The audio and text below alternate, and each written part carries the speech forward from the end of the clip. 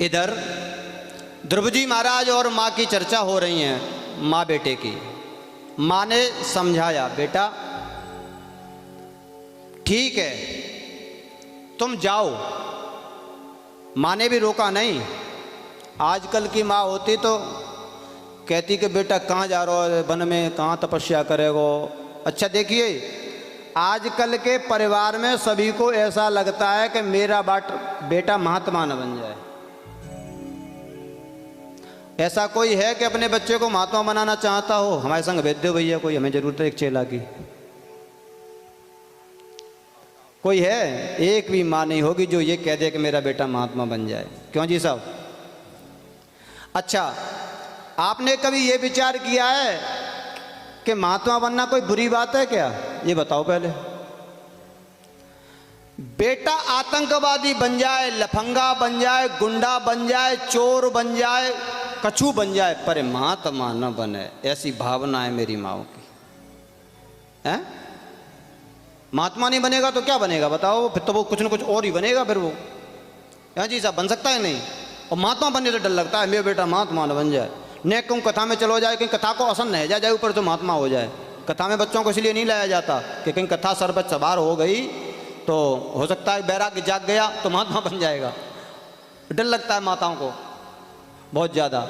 देखिए, महात्मा बनना कोई इतना सरल नहीं है। ध्रुव जी महाराज को माँ ने इतना भी नहीं रोका, बिल्कुल भी। संस्कार और दिए, बेटा चिंता मत कर, माँ का आशीर्वाद तेरे साथ है, जा बिल्कुल जा। गोस्वामी जी भी लिख रहे हैं रामचरितमानस में, बेटा कैसा होना चाहिए। बेटा साधारण नहीं होते और बेटियां भी साधारण नहीं होती। बेटियों के बारे में कल बताया था, बेटे का सम्मान है जग में, बेटी का कोई। दुनिया वालों हमें बता दो, बेटी क्या संतान नहीं? आज बेटे का महत्व सुन लो, कल बेटी का महत्व सुना आपने।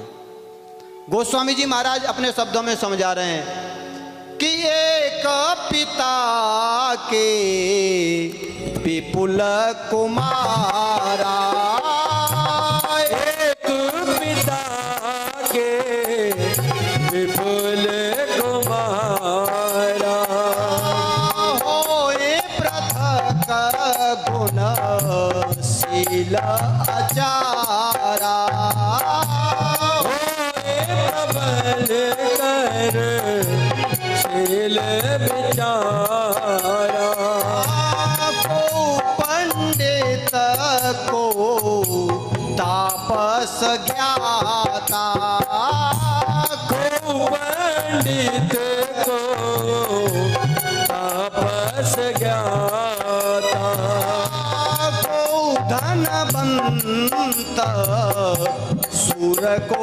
दाता। राम सिया राम सिया राम जय जय राम, पुत्रपति जोवती जग सोए, पुत्रपति जोवती जग सोई, रघुपति भगते जासु सुत होए, रघुपति भगत जात सोच होए। गोस्वामी जी कह रहे हैं एक पिता के विपुल कुमारा, एक पिता के कई सारे पुत्र होते हैं। कई सारे पुत्र होते हैं तो आगे लिखा कि होय पृथक गुणशील आचारा। मतलब एक पिता के 4 पुत्र होते हैं तो चारों जज तो नहीं बनते होंगे। चारों मतलब एक ही श्रेणी में तो नहीं जाते होंगे।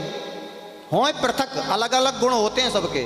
उंगली देखिए हाथ में, मेरी हैं आपकी भी हैं, अलग अलग है ना, कोई छोटी है कोई। होय पृथक गुणशील आचारा, कोई जज बनता है, कोई उसमें कलेक्टर बन जाता है, कोई एसपी बन जाता है, कोई कुछ बन जाता है, कोई कुछ, और कोई कोई ऐसा होता है कि बिल्कुल घास खोदता है। होय पृथक गुणशील आचारा। आगे भी लिख रहे हैं क्या, को पंडित को तापस ज्ञाता, कोई ज्ञानी बनता है, कोई तपस्वी बनता है, को धनवंत सूर को दाता, कोई धनवान होकर के धनवान बनता है, बड़ा दान करता है, दानी भी बनते हैं कोई कोई, और कोई कोई चोरी भी करते हैं। भाई चोर कहाँ से आते हैं? जो चोर होते हैं वो भी तो एक माँ के पुत्र ही तो होते हैं ना, किसी माँ के हों। को धनवंत सूर को दाता, को धनवान होता है, कोई वीर होता है। गुरु गोविंद सिंह, कौन नहीं जानता गुरु गोविंद सिंह को, है होते हैं। और गोविंद सिंह का पुत्रवती जुवती जगसोई, रघुपति भगत जास सुत होई।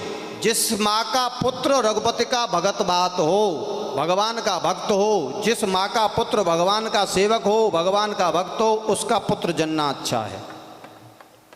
कहा है जननी जन तो भक्त जन कह दाता के सूर, नहीं तो तू बांझ भली काय गमावे नूर। या तो दानी जन्म हो गर्भ से, या कोई वीर जन्म ले, या कोई भगवान का भक्त जन्म ले। डरो डरो मत। अगर बेटा महात्मा बने तो सहर्ष आज्ञा दे दो, जा बेटा सहर्ष आज्ञा दो, आशीर्वाद दो, आत्माओं से दो। डर लगता है पता नहीं काय को, डरो मत। ठीक इसी प्रकार ध्रुव जी को आज माता का आशीर्वाद मिला, और माता जी का आशीर्वाद लेकर के ध्रुव जी चले। अब ध्रुव जी चले तो देखो, ध्रुव जी कहते हैं कि बिना गुरु के ज्ञान। अब ध्रुव जी जा रहे हैं तो गुरु तो कोई हो। इधर ध्रुव जी चले तो नारद जी ने देखा कि एक प्यारा सा बालक तपस्या करने के लिए जा रहा है, और उस वैसे तो वो मजबूत है, लेकिन मैं इसकी थोड़ा परीक्षा और ले लूं। महात्मा लोग होते हैं पहले परीक्षा लेते हैं। ध्रुव जी महाराज ने जाकर के भेंट की ध्रुव जी से। नारद जी ने कहा कि भाई कहाँ जा रहे हो? बोले महाराज बस भजन करने के लिए जा रहा हूँ। बोले कहाँ? बोले जंगल में। बोले जंगल में कैसा माहौल होता है पता है आपको? बोले नहीं, मालूम तो नहीं है। बोले जंगल में बहुत बड़े बड़े जीव जंतु रहते हैं, तेरा भोजन कर जाएंगे। बोले उसकी चिंता नहीं है। बोले तेरी उम्र अभी खाने पीने की, दूध पीने की है, कहाँ जा रहा है? बोले वहाँ मत जा। बोले नहीं बाबा। बोले क्यों? कहा ध्रुव जी ने, बाबा कटु वचन खटकते हैं, लौट के न वापस जाऊंगा, उस परम पिता ईश्वर को पा करके ही वापस जाऊंगा। कटु वचन खटकते हैं बाबा, नहीं, वापस जाने के लिए मत कहिए। बोले कि तो कैसे तपस्या करोगे? बोले तपस्या माँ ने आज्ञा दी है, आशीर्वाद है, जा रहा हूँ। तो बोले गुरु कौन है? बोले कैसे गुरु, क्या गुरु की आवश्यकता होती है? बोले हाँ बेटा होती है। तो बोले आप ही बन जाइए। नारद जी ने 12 अक्षर दिया, ओम नमो भगवते। 12 अक्षर मंत्र दे करके आज ध्रुव जी को वहां से विदा किया। ध्रुव जी वृंदावन पहुंचे। कहाँ?